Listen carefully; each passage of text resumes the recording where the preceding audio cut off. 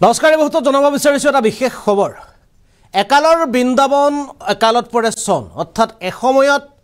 কংগ্ৰেছৰ দুৰ্গ আছিল সামগুৰি সমষ্টি আৰু এতিয়া সামগুৰি সমষ্টি হৈ পৰিছে বিজেপিৰ মূল ঘাটি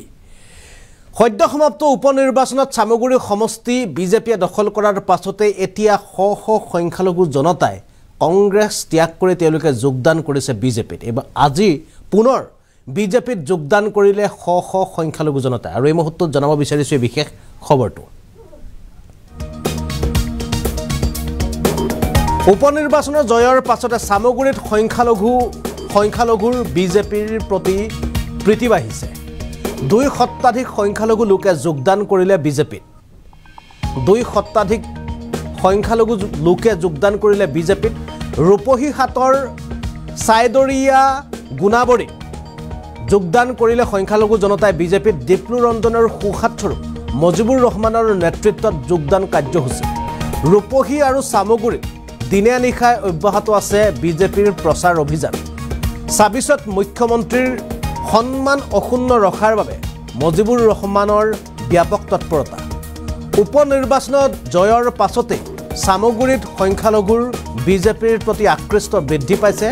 আৰু 2 শতাধিক সংখ্যালঘু লোকে এবাৰ বিজেপিত পুনৰ যোগদান কৰিলে আৰু ৰূপহীহাটৰ সাইদৰিয়া গুণাবৰীত বিজেপিৰ যোগদান কাৰ্যসূচী বৃহৎ যোগদান কাৰ্যসূচী আৰু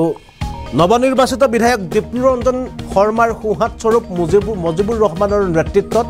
বিজেপিত যোগদান কৰিছে শ সংখ্যালঘু জনতাই ৰূপহী আৰু সামগুৰিত এতিয়া দিনে নিশাই অব্যাহত আছে বিজেপিৰ অভিযান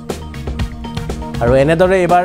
বিজেপিত যোগদান কৰিলে শ সংখ্যালঘু জনতাই আৰু এই সময়ত এই সামগুৰি সমষ্টিটো আছিল বিজেপিৰ বাবে এটা চিন্তাৰ কাৰণ এটা মূৰৰ কাবুৰণি আৰু কংগ্ৰেছৰ বাবে আছিল এটা দুৰ্গ কিয়নো সকলো সমষ্টিত প্ৰত্যাহ্বান থাকিলেও অসমৰ যিকোনো সমষ্টিত কংগ্ৰেছৰ বাবে প্ৰত্যাহ্বান থাকিলেও সামগুৰি এনে এটা সমষ্টি আছিল যিটো সমষ্টিত কংগ্ৰেছৰ বাবে কোনো ধৰণৰ প্ৰত্যাহ্বান নাছিল কিয়নো এই সমষ্টিৰ পৰা প্ৰতিটো বছৰ ধৰি ইয়াৰ পৰা জয়লাভ কৰি আছিল কংগ্ৰেছৰ বিধায়কে সামগুৰি সমষ্টিৰ পৰা ৰকিবুল হুছেইনে জয়লাভ কৰি আছিল কিন্তু এতিয়া ৰকিবুল হুছেইনৰ দুৰ্গ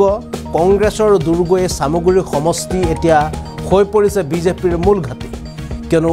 উপনিৰ্বাচনত দেখা পোৱা গৈছিল যে সামগুৰি সমষ্টি এবাৰ বিজেপিয়ে দখল কৰিছিল আৰু বিজেপিয়ে দখল কৰাৰ পাছতে এতিয়া বিজেপিৰ প্ৰতি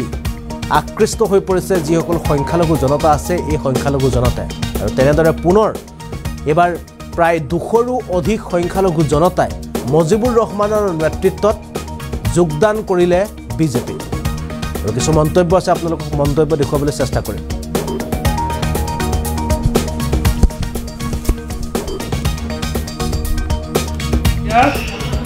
যেটো মুখমণ্ডলটো আপোনালোকে গৈ এবাৰ পৰীক্ষা কৰক ৰকিবুল হুছেইন ডাঙৰীয়া মানে তেখেতৰ যেটো মেণ্টেলিটি যেটো ভাৰসাম্য সেইটো তেওঁ এই কাৰণে তেখেতে আবুল তাবুল বকিবলৈ আৰম্ভ কৰিছে তেখেতে আমাৰ সামগুৰিয়া ৰাইজক অপমান কৰিছে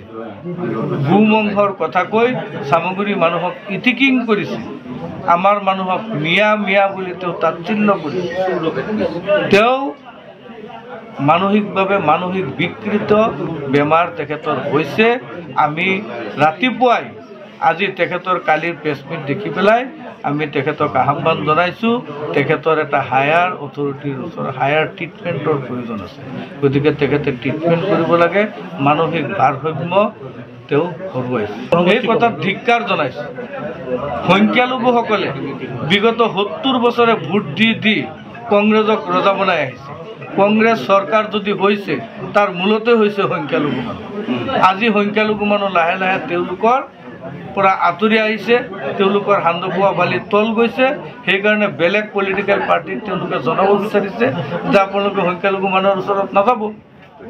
যাতে তেওঁলোকৰ অধিপত্যটো বাহাল থাকে কিন্তু মানুহ আজি বুজি পাইছে মানুহ আজি সচেতন হৈছে মানুহ আজি কংগ্ৰেছৰ পক্ষত নাই ৰাইজে কংগ্ৰেছক প্ৰত্যাখ্যান কৰিছে আগন্তুক দিনত মুখ্যমন্ত্ৰীয়ে কোৱাৰ ধৰণে মুখ্যমন্ত্ৰী যিকেইটা সমষ্টিৰ কথা কৈছে প্ৰত্যেকটো সমষ্টিৰ পৰাই মিত্ৰজোঁটৰ প্ৰাৰ্থী বিপুল ভোটত জয়যুক্ত হ'ব।